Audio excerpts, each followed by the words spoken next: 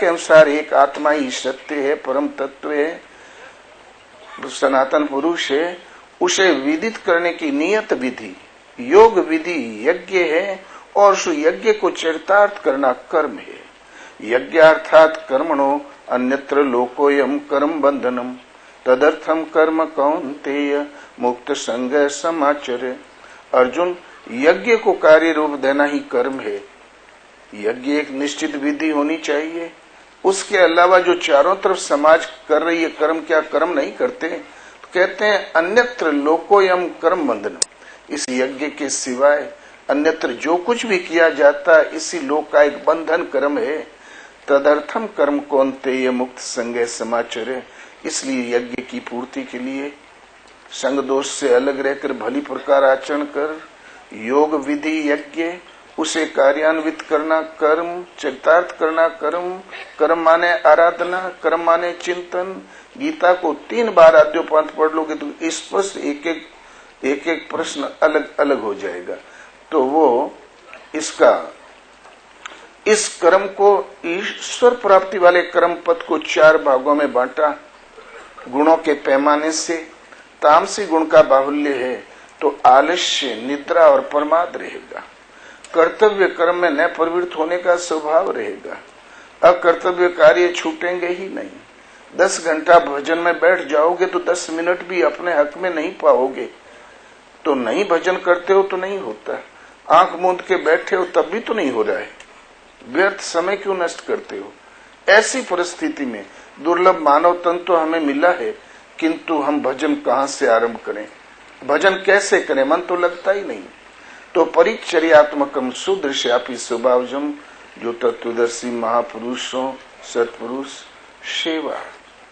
सेवा शरण सानिध्य से, वाणी श्रवण से टूटी फूटी सेवा पार लगी तो साधना जागृत हो गई, विधि जागृत हो गई। तो वैसे वो प्रकृति के द्वंद्व में से सने सने आत्मिक संपत्ति अर्जित करता है और गो संयम करते हुए आगे बढ़ता है। साधना और उन्नत हुई तो मन की लगाम भगवान ने अपने हाथ में ले लिया, तो फिर संघर्ष झेलने की क्षमता आ गई क्षत्रिय। क्षय और त्रय तीनों गुणों के पट पसार को काटने की क्षमता आ गई और विकार ही खत्म हो गए तो ब्रह्म में विलय की योग्यता आ गई तो ब्राह्मण है। समय दमे तमे सोचम तपे सोचम, सम दम मन का समन, इंद्रियों का दमन, मन से इंद्रियों को इष्ट के अनुरूप तपाना और वास्तविक जानकारी, अनुभवी उपलब्धि, सरलता, ब्रह्म में विलय दिला देने वाली योग्यता जब स्वभाव में ढल जाती तो ब्राह्मण है। ब्राह्मण एक ही स्थिति, लेकिन है अधूरा। जब तक कि मिल न जाए दर्शन, स्पर्श और प्रवेश पा गया तो श्रेणियां खत्म। एक ही साधना पथ को 4 भागों में बांटा, फिर अपनी अपनी श्रेणी के अनुसार ही अपने कर्म में लगना है अलग। लेकिन इतना ही सुनाया गया कि चातुर्वर्णम है सिस्टम, 4 वर्णों की रचना मैंने की, भगवान ने 4 वर्ण बना दिया, मानना ही होगा। अरे भगवान ने 4 भागों में बांटा तो क्या बांटा? कर्म को बांटा। तस्य कर्तारमपि माम विद्या कर्तारम अव्ययम, उसके कर्ता मुझे अविनाशी पुरुष को अकर्ता ही जान, क्योंकि कर्म मुझे लिपायमान नहीं करते। इस स्तर से जो भी मुझे जान लेता उससे भी कर्म नहीं बांधते।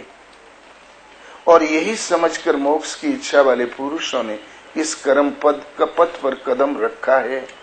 तो आगे कहते हैं स्वभाव से उत्पन्न कर्म करने की क्षमता के अनुसार स्व स्व कर्मण्य भी रता संसिद्धिम लभते नरा, स्वकर्म निरतः सिद्धिम यथा विन्दति तत्शृणु।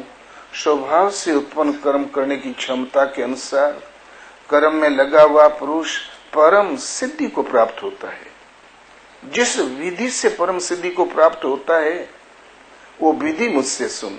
यतः प्रवृत्तिर भूतानाम येन सर्वमिदं ततम् स्वकर्म तमभ्यर्च सिद्धिम विन्दति मानवाः।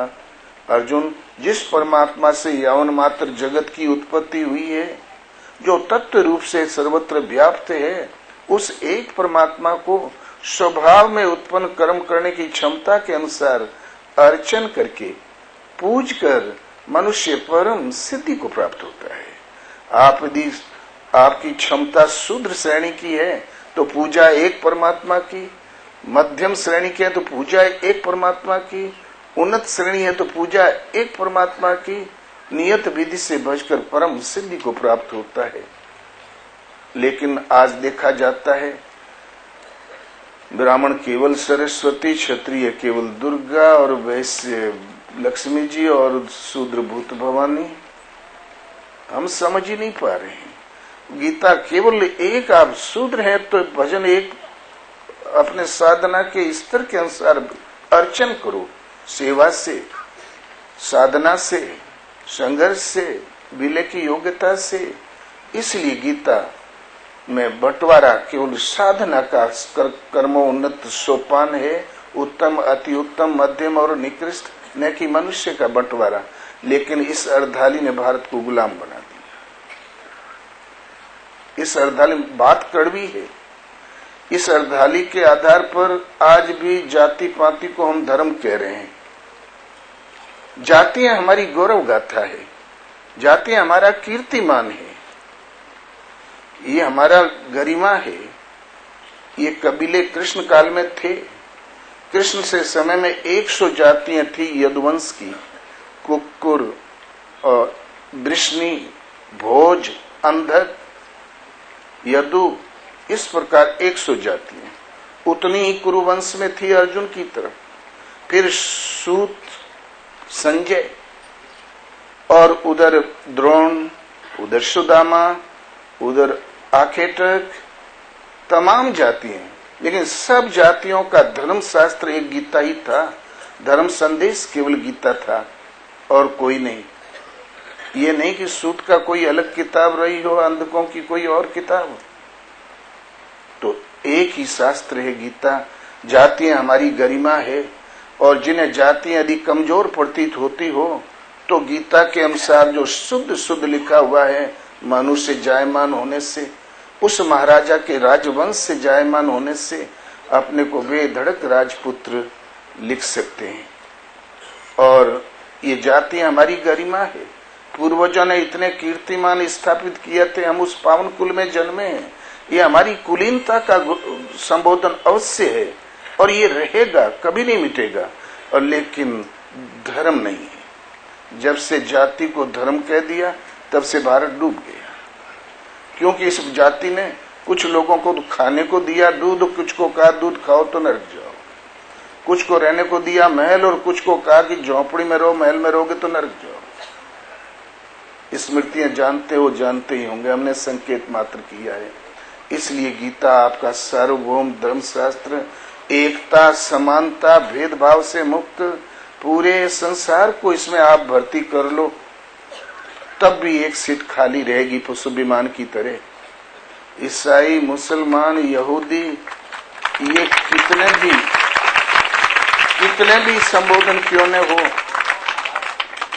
सांप्रदायिक संबोधन कितने भी क्यों न हो, जिस दिन गीता एक इकाई के रूप में आया तब एक पिता की पुत्र और एक माँ की संतान के रूप में अपने को खड़ा पाओगे। इसलिए कभी इसमें पीछे हटने का तो प्रश्न ही नहीं खड़ा होता। और दूसरी बात, भगवान का दिया हुआ शास्त्र गीता। मनु महाराज बड़े दीर्घ जीवी थे। लोगों में प्रश्न खड़ा होता है कि हम वेद शास्त्र है, वेद हमारे सर्वोपरि हैं, लेकिन शास्त्र के रूप में मनु महाराज दीर्घ जीवी थे।